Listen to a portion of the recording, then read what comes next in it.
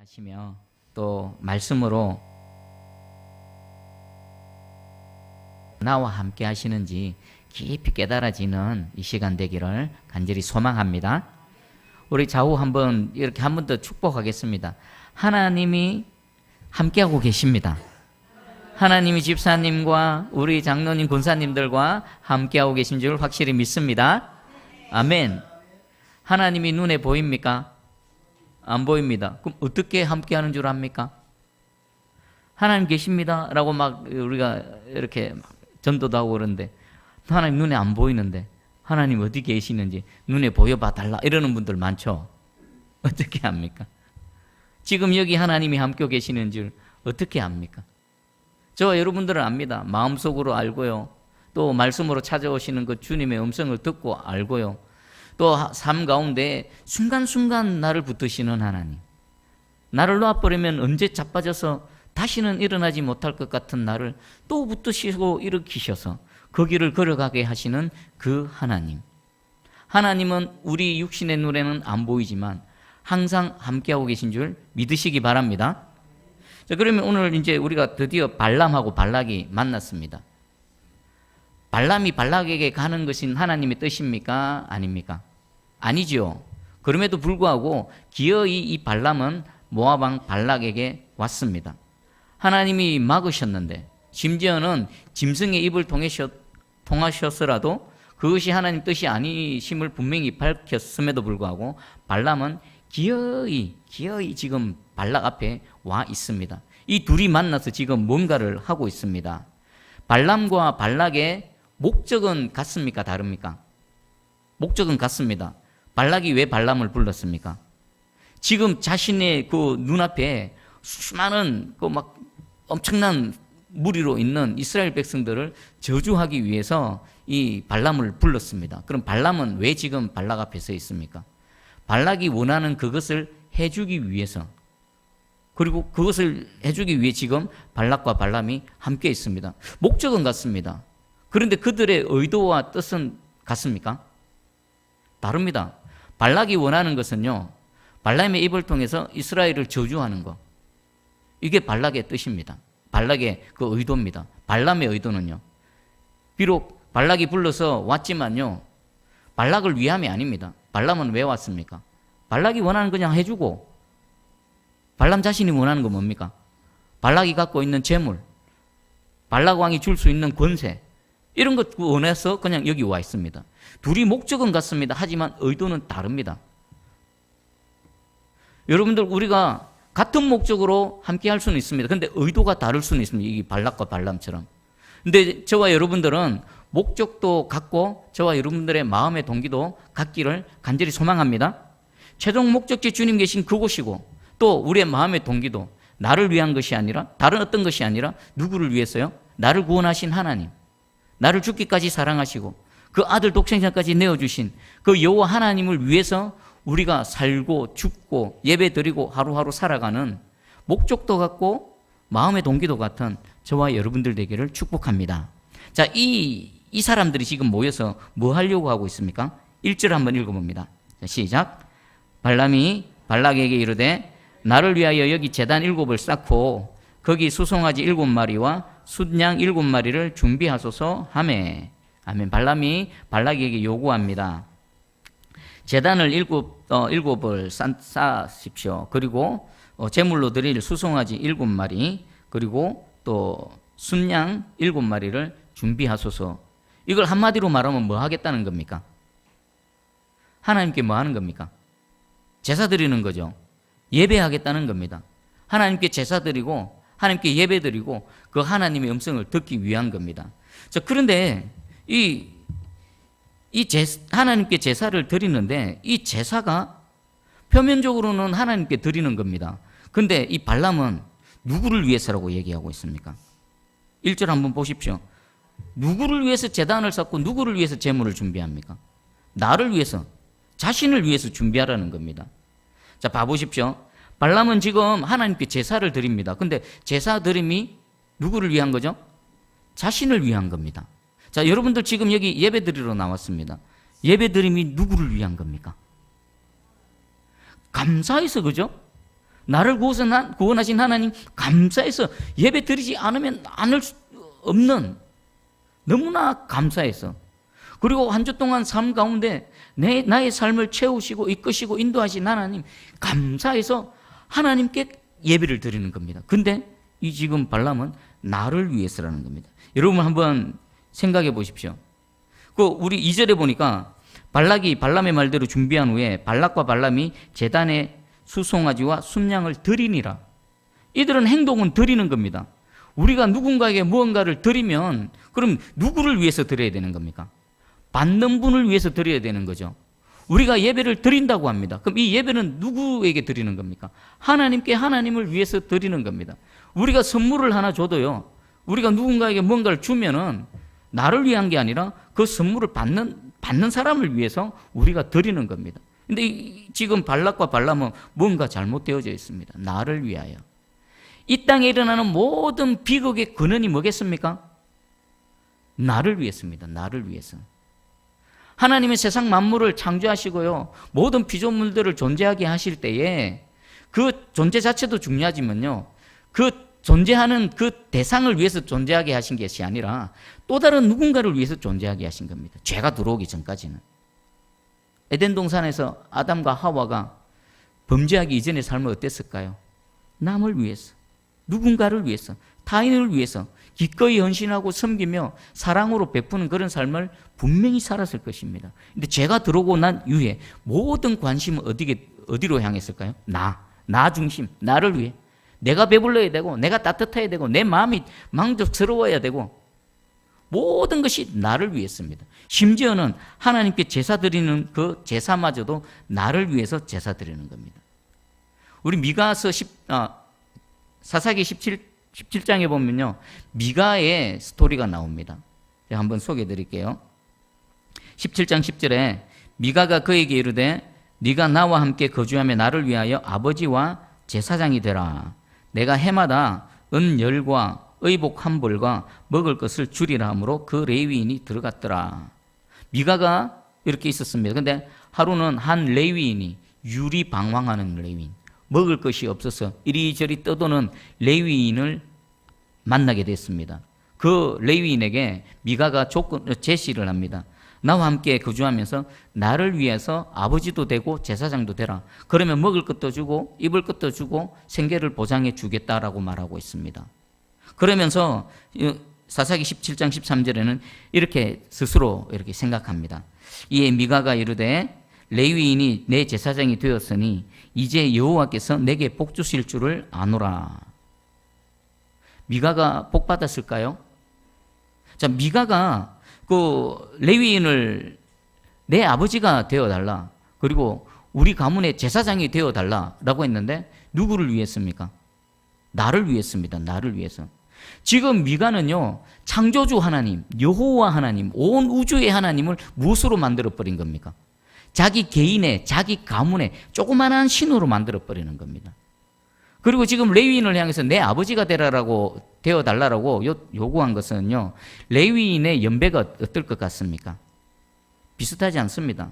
적어도 자기 아버지 뻘은 될 겁니다. 그러니까 내 아버지가 되어달라, 내 제사장이 되어달라라는 겁니다.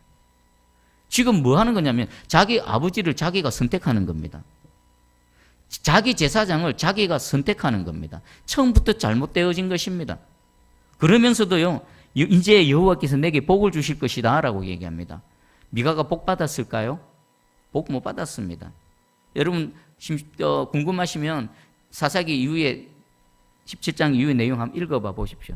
얼마나 하나님의 재앙을 입게 되어졌는지. 지금 봐보십시오. 지금 자신을 위해서 하나님, 자신을 위해서 무언가를 하는 이 모든 것들은요, 우리 이 비참한 세상 가운데 일어나는 모든 근원이 되어질 수 있습니다. 그래서 주님 뭐라고 말씀하십니까? 자신을 위해 살지 말고 남을 위해 살아라. 남의 유익을 구하는 삶을 살아라. 그게 곧 나 자신을 위한 것입니다. 여러분들, 저와 여러분들은 그리스도인입니다. 하나님을 알고 예수 그리스도를 믿는 그리스도인입니다. 우리가 어떤 삶을 살아야 될까? 예배 드릴 때도 누구를 위해서요? 오직 하나님을 위해서. 우리가 하루하루 삶을 살아도요, 나 자신을 위한 삶이 아니라 이제는 주인이 바뀐 그런 존재로서 주인의 뜻대로 살아가는 저와 여러분들 되기를 간절히 소망합니다. 우리 로마서 14장 8절에 우리가 살아도 주를 위해 살고 죽어도 주를 위해 죽나니 그러므로 사나 죽으나 우리가 누구 것이라고요? 주의 것입니다. 이건요 교리가 아닙니다. 여러분 이거는 교리도 아니고요 성경 공부도 아니고요 이거는 진리입니다. 내가 그리스도인입니다라는 이 고백은 뭡니까?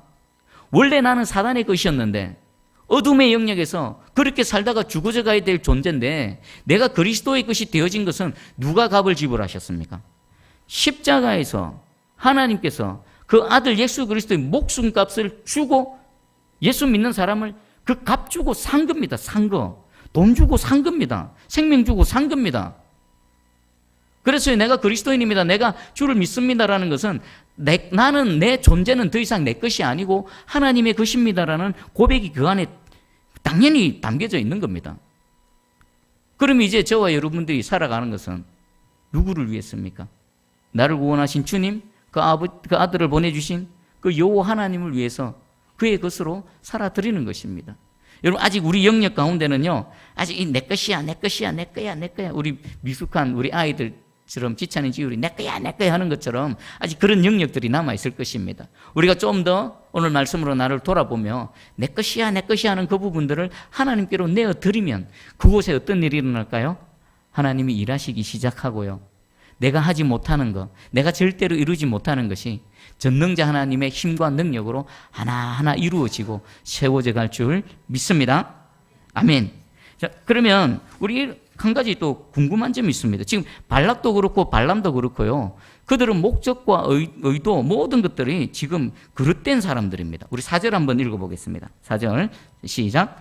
하나님이 발람에게 임하시는지라 발람이 아뢰되 내가 7 제단을 쌓고 각 제단에 수송아지와 순양을 드렸나이다. 아멘. 이 잘못된 의도와 잘못된 동기를 가지고 하나님께 제사를 드렸습니다. 지금 발락이 하고자 하는 일은 뭡니까? 하나님께서 택하신 백성인 이스라엘 백성들을 저주하려고 하고 있습니다. 그런데 하나님이 그 자리에 나타나실 이유가 있습니까? 없습니까? 없습니다. 발람 역시 뭡니까? 제사라는 이런 모양을 갖추게 하지만 이 제사 자체가 하나님을 위한 것이 아니라 하나님의 뜻을 위한 것이 아니라 자기의 이 욕망을 채우기 위한 하나의 수단으로서 제사를 드리고 있습니다.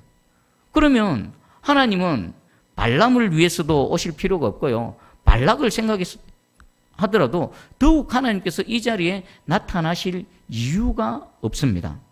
맞습니까? 그런데 4절에 보니까 하나님이 발람에게 임하시는지라. 그런 불의한 자들, 발락도 그렇고 발람도 그렇고 하나님 입장에서는 둘 다 불의한 자들입니다. 이런 불의한 자들에게 거룩하신 하나님께서 찾아오셨습니다. 왜 오셨을까요? 발람은요 착각했습니다. 하나님 지금 이 자리에 찾아오신 이유를 착각했습니다. 4절 우리가 읽었지만 내가 7 제단 쌓고 제단에 수송아지와 순양을 드렸나이다라는 것은 무슨 착각입니까?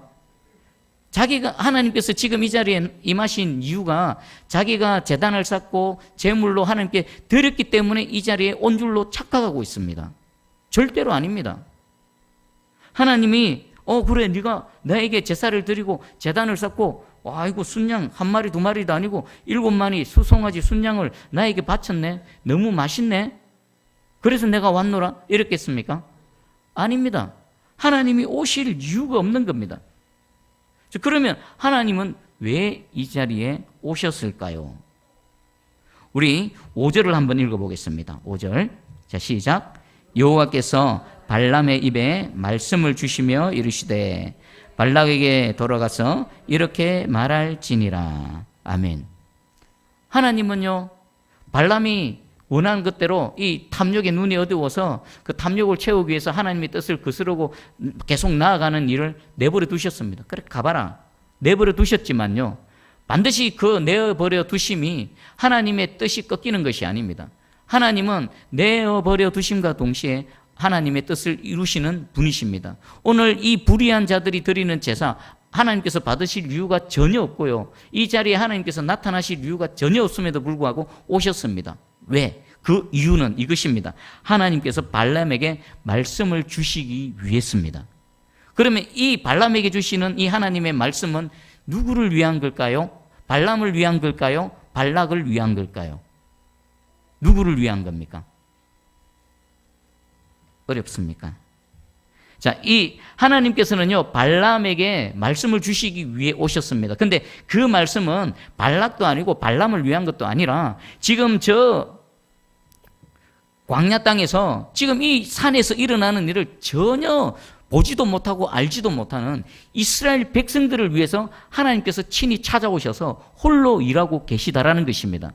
그 내용이 7절, 10절인데 우리 7절에서 10절까지 한번 두 눈 부릅뜨고 한번 읽어보겠습니다. 자, 시작. 발람이 예언을 전하여 말하되 발락이 나를 아람에서 모압 왕이 동쪽 산에서 데려다가 이르기를 와서 나를 위하여 야곱을 저주하라. 와서 이스라엘을 꾸짖으라 하도다. 하나님이 저주하지 않으신 자를 내가 어찌 저주하며 여호와께서 꾸짖지 않으신 자를 내가 어찌 꾸짖으랴. 내가 바위 위에서 그들을 보며 작은 산에서 그들을 바라보니 이 백성은 홀로 살 것이라. 그를 여러 민족 중에 하나로 여기지 않으리로다. 10절. 야곱의 티끌을 누가 능히 세며 이스라엘 4분의 1을 누가 능히 셀고 나는 의인의 죽음을 죽기 원하며 나의 종말이 그와 같기를 바라노라 하매. 아멘. 하나님께서 발람의 입에 말씀을 주시고 이 말을 발락에게 가서 전하라고 하셨습니다. 그리고 발람은 하나님 말씀대로 그 받은 말씀을 발락에게 전했습니다. 하나님께 주신 말씀의 내용이 어떤 내용입니까? 누구를 위한 내용입니까? 발락도 아니고 발람도 아니고 누굽니까? 지금 저 광야에 있는 이스라엘 백성들을 위해서 주신 것입니다. 그 내용을 한번 볼게요. 아니 내가 꾸짖지 않은 자, 그리고 여호와께서 하나님이 저주하지 않으신 자를 내가 어찌 저주하며 여호와께서 꾸짖지 않으신 자를 내가 어찌 꾸짖으랴. 자, 이것은 하나님 뭐라고 말씀하시는 겁니까? 한번 쉽게 얘기하면 저 이스라엘 백성 지금 발락아 네가 저주하려고 그러지, 저들을 어떻게 해하려고 그러지, 그만해, 때리지 마, 아무것도 하지 마. 하나님께서 그렇게 말씀하시는 겁니다. 마치 그 부모가 자신의 자녀를 해코지하려는 그런 상대를 찾아가서 손대지 마, 건들지 마, 이렇게 경고하는 것과 같은 그런 말씀이십니다. 그리고요, 이 이스라엘이 어떤 민족인지 하나님께서 말씀하시는데 보면은 그를 여러 민족 중에 하나로 여기지 않으리로다. 이 말은 무슨 말씀입니까? 세상에요, 하나님께서 창조하신 수많은 민족들이 있습니다. 그런데 이 이스라엘 백성, 발락 네가 지금 저주하려는 이 이스라엘 백성은 그 수많은 여러 민족과 같지 않다라는 것은 어떤 존재라는 겁니까? 하나님 앞에 아주 특별한 존재라는 겁니다. 너희가 함부로 대하거나 너희가 저주할 그런 대상이 아니다. 하나님 앞에 아주 특별한 대상이다. 그러면서요, 야곱의 티끌을 누가 능히 세며 이스라엘 4분의 1을 누가 능히 셀고, 지금 발락은 이스라엘의 숫자가 많음 때문에 두려워하며 그들을 저주하고 그들을 해하려고 합니다. 그런데 그 일을 하기 위해서 지금 여러 가지 일을 하지만 하나님 뭐라고 말씀하십니까? 네 뜻대로 안 돼. 네 뜻대로 안 돼. 네가 저주하려는 저들은 그 티끌보다 더 많게 되어질 것이다. 그 민족 중에 4분의 1도 너희는 능히 세지 못한다. 하나님께서 생육, 번성, 충만의 은혜로 함께하는 그 이스라엘, 그들을 누구도 어찌하지 못한다. 그리고 약속의 말씀대로 그대로 재현되어질 것을 하나님께서 말씀하고 계십니다. 그리고 마지막에 나는 의인의 죽음을 죽기를 원하며 나의 종말이 그와 같기를 바라노라. 지금 이스라엘 백성들 아무것도 모르고 있는데 그들을 향해서 하나님이 저들은 의인이다라고 말합니다. 내가 의롭다고 인정한 나의 백성이요 의인이다라고 말하고 있습니다. 그러면 지금 한번 봐보십시오. 발락과 발람은 이스라엘을 저주하고 그들에게 해를 가하려고 했는데 하나님께서는 오히려 임하셔서 이스라엘을 위해서 홀로 일하십니다. 지금 이 장면은 저와 여러분들의 삶 가운데도 그대로 재현되고 있음을 확실히 믿습니다.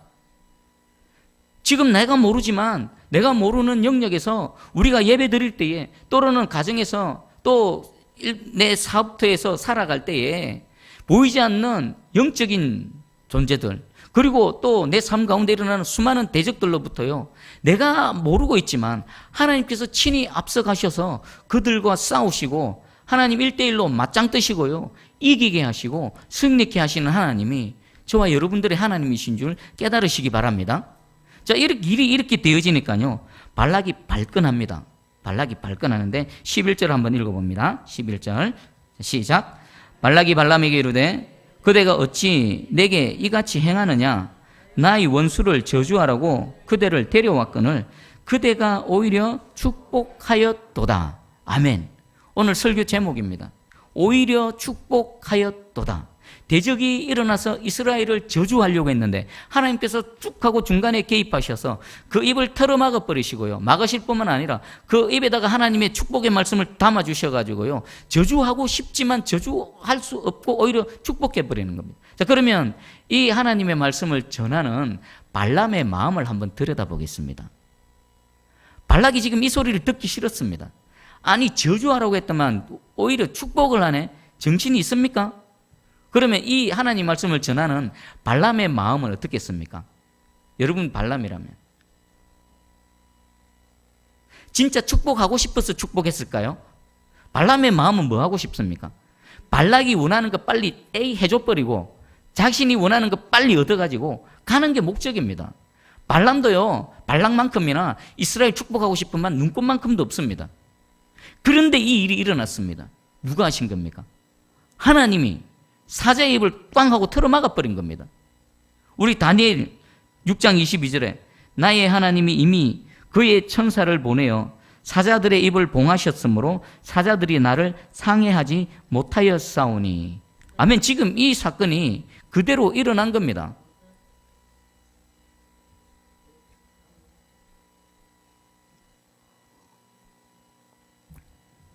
발람도 발락만큼이나 이스라엘을 빨리 저주해버리고 자기가 원하는 것을 받아서 챙겨서 가기를 원했습니다. 그런데 하나님께서는 그 마음이 어찌하든 간에 상관없이 강권적으로 역사하셔서 그 입을 틀어막으시고요, 오히려 이스라엘을 축복하는 그 말씀이 선포되어지도록 하나님께서 강권적으로 사용하셨다라는 것입니다. 이 은혜가 우리가 인식하지 못하지만요, 이 은혜는 이미 우리 가운데 부어지고 있습니다. 그리고 이 은혜는요, 앞으로도 계속 우리와 함께 하실 줄 믿습니다. 여러분 개인뿐만 아니라 우리 새순교회, 그리고 나가서 지금 욕먹고 아무 힘고 능력도 없는 것 같은 이 한국교회에도 이미 이 하나님의 은혜로 함께하고 계신 줄 확실히 믿으시기 바랍니다. 하나님께서 이스라엘 백성들을 광야 땅에서 인도하실 때 어떻게 그들을 인도하셨는지 신명기에 분명하게 말씀하십니다. 신명기 32장 10절에 여호와께서 그를 황무지에서 짐승이 부르짖는 광야에서 만나시고 호위하시며 보호하시며 자기의 눈동자같이 지키셨도다. 아멘. 저와 여러분들이 지금 광야 땅을 걸어가고 있습니다.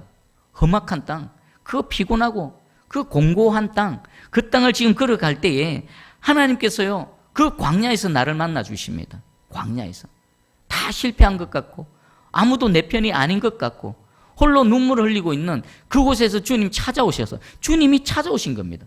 자, 이 자리에 예배 드리고 있는데 여러분들이 먼저 내가 주를 알고 내가 먼저 하나님을 찾아서 이 자리에 나와 계신 분 계십니까? 모르긴 몰라도 거의 없을걸요. 주께서 찾아와 주셨기 때문에, 주께서 나를 만나 주셨기 때문에 지금 이 자리에 있는 줄 확실히 믿습니다. 그리고 호위하시고 지키시고 보호하시고 어느 정도로 지키셨다라고요? 눈동자같이 지키셨답니다. 눈동자. 여러분 길 가다가 눈앞에 뭐가 확 지나가면 어떡합니까? 계산하고 막 생각하고 눈 감고 피합니까? 거의 본능적으로 그냥 내가 생각하기도 틈도 없이 내 몸이 눈꺼풀이 내 몸이 반응합니다. 가장 연약한 부분, 그 부분을 지키기 위해서. 지금 하나님께서 저를, 여러분들을, 그리고 우리 새순교회를 이렇게 눈동자같이 지키시고 호위하시고 보호하시고 우리를 인도하고 계신 줄 확실히 믿으시기 바랍니다. 심지어 대적들이 아무리 나보다 크고 무슨 일을 벌인다 하더라도 하나님께서는 반드시 우리를 건져내시고 우리를 지키시고 이기게 하실 줄 믿습니다. 아멘. 자, 우리 찬양 하나 하면서 말씀 붙들고 기도하며 나가기 원합니다. 자, 나를 지으신 이가 하나님 한번 우리 함께 찬양하기 원합니다. 지금 하나님은 왜 이스라엘에게 이런 은혜를 베풀어 주십니까? 첫 번째는요, 이스라엘을 창조하신 분이 누구십니까? 하나님이십니다. 이스라엘을 지으신 분이 하나님이시기 때문에 자신의 그 피조물들을 지키시는 거고, 두 번째 더 큰 이유가 있습니다. 이 하나님은 언약에 신실하신 하나님입니다. 아브라함과 이삭과 야곱과 맺었던 그 언약을 신실하게 지키시기 위해서 대적들 가운데 지키시고 보호하시는 이 하나님의 은혜입니다. 우리는 누구와 언약을 맺었습니까? 십자가에서 예수 그리스도와 그 맺은 언약이 있습니다. 그 십자가 붙들고 하나님 나의 창조주이심과 동시에 나를 지으신 분이심과 동시에 십자가에서 예수 그리스도와 맺은 그 신실한 그 언약에 신실하신 하나님, 오늘 이 시간 함께하여 주시고 우리 또 한 주간의 삶 가운데서도, 아니요, 평생의 삶 가운데 주님 은혜로 함께해 주시옵소서. 나를 지으신 이가 찬양 드리며 나갑니다. 그리고 기도하며 나가기 원합니다. 하나님, 내가 미처 몰랐습니다. 내가 모르는 영역, 모르는 시간 가운데서도 나를 지으신 주님, 또 십자가에서 매신 그 언약을 이루시기 위해서 나를 지키시고 보호하시는 그 하나님의 손길을 보지 못했습니다.